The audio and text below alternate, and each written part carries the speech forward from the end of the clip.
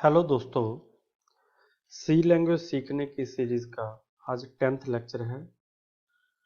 पिछले लेक्चर में हमने एक इनपुट फंक्शन स्कैनएफ फंक्शन के बारे में जाना था।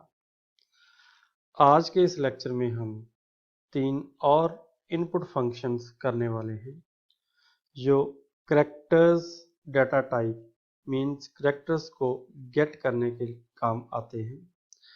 वो तीन फंक्शन है हमारे पास, गेट कैर फंक्शन, गेट ची फंक्शन और गेट ch फंक्शन। आइए जानते हैं इन फंक्शन के बारे में। ये तीनों functions to get a value as character in character type of variable we can use functions get char, get ch और get ch। These functions are used to get only character type of values। जो पिछले lectures में हमने एक input function जाना था scanf, वो function क्या करता था, वो किसी भी तरह की डाटा टाइप को एक्सेप्ट करता था, चाहे वो इंटीजर वैल्यू हो, चाहे वो फ्लोट वैल्यू हो, चाहे वो कैरेक्टर वैल्यू हो, चाहे इनकी एक्सटेंडेड डाटा टाइप्स हो। परंतु ये तीनों function gate char, get ch और गेट ch, ये तीनों फंक्शन ओनली कैरेक्टर्स को, कैरेक्टर डाटा टाइप्स को एक्सेप्ट करने के काम आते हैं। मींस ये ओनली सिंगल कैरेक्टर को ही एक्सेप्ट करते हैं, चाहे वो डिजिट हो, चाहे वो कोई स्पेशल सिंबल हो, चाहे वो लेटर्स इन अपर केस और लोअर केस हो, चाहे कोई स्पेस हो। जो भी कैरेक्टर एक्सेप्ट करते हैं वो उसको as a ASCII code data storage में उसको स्टोर करते हैं। फिर हम उस पर अकॉर्डिंगली कोई भी ऑपरेशंस, हम चाहे वो स्काई कोड यूज करके उसको करवा सके, चाहे उस स्काई कोड को हम कैरेक्टर्स में, उसके कोरस्पॉन्डिंग कैरेक्टर्स में कन्वर्ट करके उस पर कोई ऑपरेशंस कर सके। तो थोड़ा सा हम इन फंक्शंस के बारे में जानते हैं। जैसे हमारे पास सबसे पहले एक फंक्शन आता है get char. Get char is defined in the header file stdio.h। जो गेट कैर फंक्शन है उसकी जो डेफिनेशन है वो stdio.h फाइल में पड़ी है।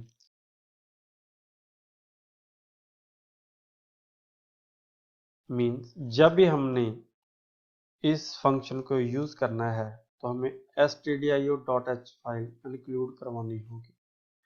It does not take any argument. इसकी प्रेफरेंसेस में हम कोई भी आर्ग्यूमेंट नहीं देते। It picks the value as a character type from the keyboard. हम कोई भी वैल्यू कीबोर्ड से टाइप करते हैं, चाहे वो अल्फाबेट्स हो in upper case, in lower case, चाहे वो डिजिट्स हो, चाहे वो कोई स्पेशल सिंबल या स्पेस हो, वो उन्हें as a character value accept करता है। फिर ये फंक्शन उसकी स्काई कोड को रिटर्न करता है।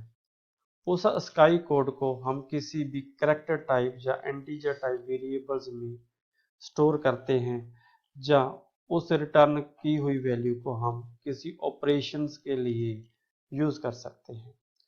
अगर आप इसका सिंटेक्स देखें तो हमारे पास यहाँ पर एक वेरिएबल आएगा, वो चाहे इंटीजर टाइप का हो, चाहे वो कैरेक्टर टाइप का हो। क्योंकि ये गेट कैर फंक्शन क्या करता है, इसमें कोई भी आर्ग्यूमेंट तो नहीं आती। जो भी हम कीबोर्ड से वैल्यू टाइप करेंगे, गेट कैर उस फंक्शन को उठाएगा और उसकी स्काई कोड को रिटर्न करेगा। हम उसके स्काई कोड को किसी भी कैरेक्टर टाइप या इंटीजर टाइप वेरिएबल में स्टोर करवा सकते हैं, चाहे हम उसको डायरेक्टली यूज कर सकते हैं। जैसे जहां पर ये एक वेरिएबल लिया गया है var1, ये इंटीजर टाइप का भी हो सकता है और कैरेक्टर टाइप का भी हो सकता है। तो इसके रेफरेंसेस में कोई भी आर्ग्यूमेंट नहीं है। अगर हम एक प्रोग्राम की एग्जांपल करें, इस फंक्शन में हमने क्या किया है, एक इंक्लूड स्टेटमेंट दी है जिसमें हमने stdio.h फाइल को इंक्लूड करवाया है। इस फाइल को हमने क्यों इंक्लूड कराया है, क्योंकि हम एक तो printf फंक्शन यूज कर रहे हैं क्योंकि इसकी बॉडी भी इस फाइल में डिफाइन होती है, और एक हम getChar फंक्शन को यूज कर रहे हैं, इसकी बॉडी भी stdio.h फाइल में होती है। इसके बाद ये फंक्शन में फर्स्ट स्टेटमेंट आती है getChar ab। हमने एक वेरिएबल डिक्लेयर करवाया हुआ है ab। ये स्टेटमेंट क्या करेगी, एक वेरिएबल डिक्लेयर करवाएगी ab, मेमोरी में किसी भी खाली स्पेस में इस मेमोरी को ऑक्यूपाई करेगी। फिर हमने स्क्रीन पे एक मैसेज प्रिंट करवाया एंटर ए कैरेक्टर, एक मैसेज प्रिंट होगा एंटर ए कैरेक्टर और कर्सर ब्लिंक करेगा। फिर ये स्टेटमेंट चलेगी, ये स्टेटमेंट क्या करेगी, ये कर्सर ब्लिंक कर रहा है, जो भी हम करैक्टर यहाँ पर टाइप करेंगे उस करैक्टर को एक्सेप्ट करेगी। सपोज करो मैं वैल्यू टाइप करता हूँ ए, कैपिटल ए टाइप करूंगा, वो यहाँ पर प्रिंट होगा, और जब भी मैं एंटर प्रेस करूंगा तो वो क्या करेगा, getChar इसको एक्सेप्ट करेगा और उसकी ASCII कोड वैल्यू को रिटर्न करेगा। इस कैपिटल ए की ASCII कोड वैल्यू क्या है 65, तो वो 65 को रिटर्न करेगा और किसको असाइन कर देगा, ए बी को। ए बी क्या है, एक वेरिएबल, तो यहां पर क्या स्टोर हो जाएगा 65। और ये स्टेटमेंट क्या कर रही है, the character entered by you is, एक मैसेज प्रिंट करेगी, the character entered by you is. अब ये ए बी क्या करेगी, अपनी वैल्यू यानी कि ASCII कोड 65 इसको पास करेगी। ये ASCII कोड को conversion specification data format character %c क्या करता है, उसको करैक्टर में कन्वर्ट करता है, उसकी कोरस्पॉन्डिंग करैक्टर में कन्वर्ट कर देता है। तो 65 का कोरस्पॉन्डिंग करैक्टर क्या है, कैपिटल ए। तो यहाँ पर फिर मैसेज क्या प्रिंट होएगा, the character entered by you is capital A. उसके बाद नेक्स्ट लाइन में फिर एक मैसेज प्रिंट होगा, the ASCII code of character is. ਹੁਣ यहाँ पर हमने क्या लगाया है %d। ਹੁਣ ASCII कोड इसका क्या होगा, ए बी इसको क्या पास करेगा 65। यहाँ पर कन्वर्जन स्पेसिफिकेशन क्या है %d। %d किसके लिए यूज होती है, किसी भी इंटीजर वैल्यू के लिए। 65 क्या है, एक इंटीजर वैल्यू, तो integer value as it is यहाँ पर प्रिंट हो जाएगी। तो हमारे पास क्या मैसेज प्रिंट होगा, the ASCII code of the character is 65। ये हमारे पास getChar फंक्शन की हमने परफॉर्मेंस बताई है आपको कि getChar फंक्शन क्या काम करने के काम आता है। उसके बाद हमारे पास फंक्शन है getChe। There is another function that is used to get a value as character in the variable। ये भी उसी तरह काम करता है जैसे getChar फंक्शन यूज करता है। It is defined in the header file conio.h, परंतु इसकी जो बॉडी है वो किस में डिफाइंड है, conio.h में। It does not take any argument, ये कोई आर्ग्यूमेंट नहीं लेता जैसे getChar नहीं लेता था। It picks the value as a character typed from the keyboard and returns the ASCII code of that value। Same function जो getChar करता था। The returned value can be stored in character type or integer type of variable। बिल्कुल वैसा ही same है। It is just like the function getChar, but only the difference is that getChe function gets the value from the keyboard by echoing the character on the screen, and there is no need to press an enter key after typing a character। यहाँ पर हमने पिछले function में किया, जब भी हम एक मैसेज ये प्रिंट होता था एंटर कैरेक्टर और कर्सर ब्लिंक करता था, तो हम कोई भी कैरेक्टर टाइप करते थे, जैसे हमने पिछले एग्जांपल में किया ए, तो यहाँ पर ए टाइप हुई, प्रिंट हुई, फिर हमने एंटर की प्रेस की, तभी इस फंक्शन ने getChar में वो वैल्यू को उठाया था। परंतु getChe क्या करता है, इस वैल्यू को स्क्रीन पे तो प्रिंट करता है जो भी हम एंटर करते हैं, वो एंटर की वेट नहीं करता। जैसे ही हम कोई करैक्टर टाइप करते हैं वो फटाफट उस करैक्टर को उठा लेता है। जैसे एक भूखा कुत्ता होता है, हम रोटी उसको देते हैं, फेंकते हैं, वो झट से उठा लेता है। ऐसे ही get C H E function कहता है कि उस वैल्यू को स्क्रीन में तो प्रिंट होने देता है, परंतु एंटर की वो वेट नहीं करता, झट से उस वैल्यू को उठाकर उसका अस्काई कोड रिटर्न कर देता है। उस अस्काई कोड को हम किसी भी इंटीजर टाइप या कैरेक्टर टाइप वेरिएबल में स्टोर करते हैं, फिर हम उस वैल्यू को आगे फर्दर किसी ऑपरेशन के लिए यूज कर सकते हैं। जैसे हमने यहाँ पर क्या किया है, the character entered by use %c, उस कैरेक्टर को प्रिंट करवाया है, और नेक्स्ट स्टेटमेंट में हमने उस कैरेक्टर की अस्काई कोड वैल्यू को प्रिंट करवाया है, जैसे हमने पिछले फंक्शन में किया था। और नेक्स्ट हमारे पास अगला फंक्शन है गेट सी एच ई। इसकी फंक्शनिंग भी गेट सी एच ई के समान है, परंतु डिफरेंस ये है कि वो फंक्शन क्या करता है, जब भी हम उस वैल्यू को टाइप करते थे वो स्क्रीन पे प्रिंट होती थी, डिस्प्ले होती थी, परंतु एंटर की वेट नहीं करती थी। ये उससे भी भूखा फंक्शन है। ये वैल्यू को जमीन पे, जैसे एक कुत्ता जमीन पे रोटी को गिरने नहीं देता, हम जो ही फेंकते हैं वो उसको पकड़ लेता है, अपने मुंह में जपट लेता है। ऐसे ही गेट सी एच फंक्शन करता है, जब ही हम कीबोर्ड से वैल्यू को टाइप करते हैं वो स्क्रीन पे उसको इको नहीं होने देता, स्क्रीन पे उसको प्रिंट नहीं होने देता, एंटर की वेट नहीं करता, उसको वैल्यू को झट से उठा लेता है और उसकी स्काई कोड वैल्यू को रिटर्न कर देता है, जैसे गेट कैर और get C H E function करते थे। हम इसका एक छोटा सा कंपैरिजन भी देखते हैं। ये हमारे पास फंक्शंस है get C H E. Get C H की बॉडी किस में है, stdio.h में। गेट सी एच ई की बॉडी किस में है, conio.h में। और गेट सी एच की बॉडी किस में है, conio.h में। और डाटा टाइप इनकी है क्या है, कैरेक्टर टाइप। ये तीनों फंक्शंस कैरेक्टर डाटा टाइप को गेट करने के काम आते हैं। इसकी रिटर्निंग वैल्यू क्या है, इसकी रिटर्निंग वैल्यू इंटीजर है। ये किसी भी एक्सेप्ट किए हुए कैरेक्टर के अस्काई कोड को रिटर्न करता है। अस्काई कोड क्या है, एक इंटीजर वैल्यू। तो फिर स्टोरेज टाइप क्या है, स्टोरेज टाइप भी इसकी अस्काई कोड ही है, मींस इंटीजर ही है।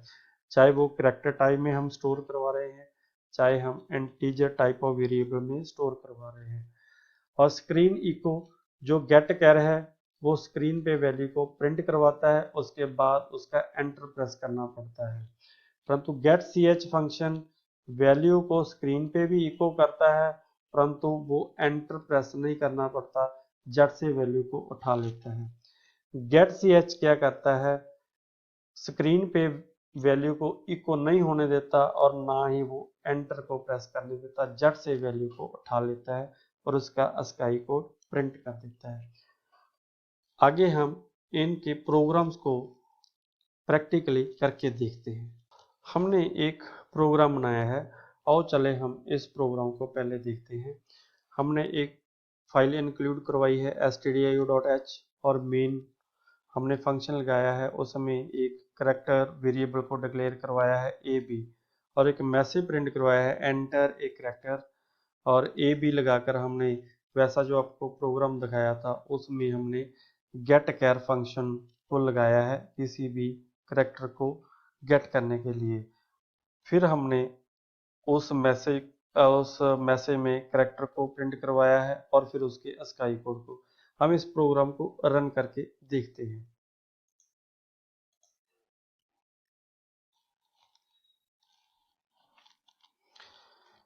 ये देखो, हमने जब भी प्रोग्राम रन किया तो सबसे पहले ये स्टेटमेंट चली एक। इस स्टेटमेंट ने क्या किया, मेमोरी में एक वेरिएबल डिक्लेयर करवाया ए बी, और फिर उसके बाद एक मैसेज प्रिंट करवा दिया एंटर ए करैक्टर। ये हमारी स्क्रीन पर प्रिंट हो रहा है एंटर ए करैक्टर, और कर्सर ब्लिंक कर रहा है।